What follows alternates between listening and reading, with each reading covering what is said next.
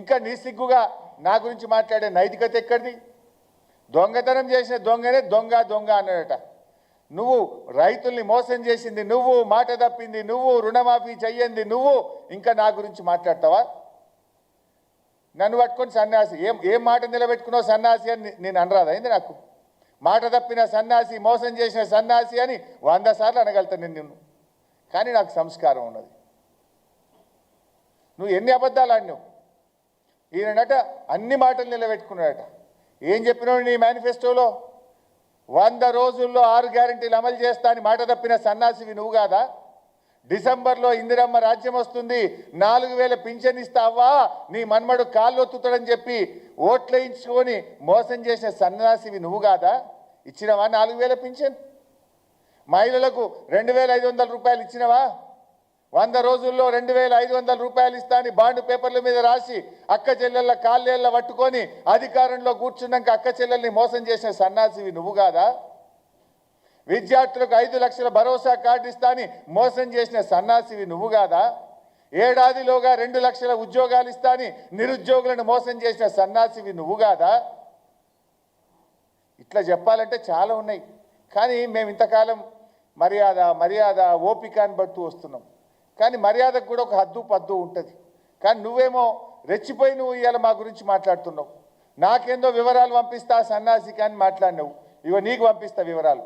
సిద్దిపేట మండలం వెంకటాపూర్ గ్రామంలో రుణమాఫీ జరగని 82 మంది రైతుల వివరాలు నీకు పంపిస్తా సన్నాసి, చూసి చెయ్యి. నువ్వు నాకు పంపించుడు కాదు, నీకు పంపిస్తా. రెడీగా ఉన్నాయి.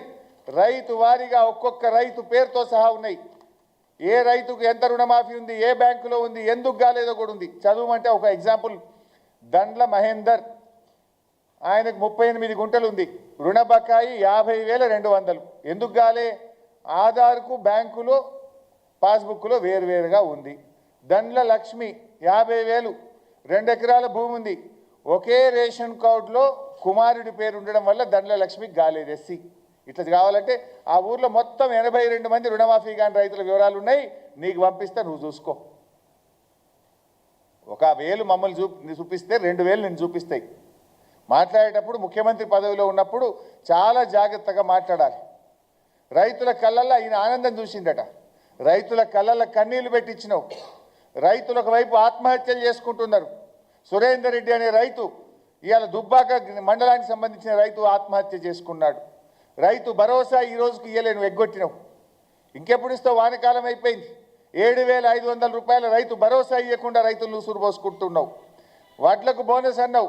నీ యొక్క ఎలక్షన్ మేనిఫెస్టోలో దొడ్డు వడ్లకు బోనస్ అని చెప్పి ఇవాళ సన్నాలకు మాత్రమే బోనస్ అని సన్నాయి నొక్కులు నొక్కలేవా? నీ మేనిఫెస్టోలో అన్ని పంటలకు బోనస్ అన్నావు. మక్కలకు అన్నావు, కందులకు అన్నావు, శనగలకు అన్నావు, పెసర్లకు అన్నావు. ఏమైంది బోనస్?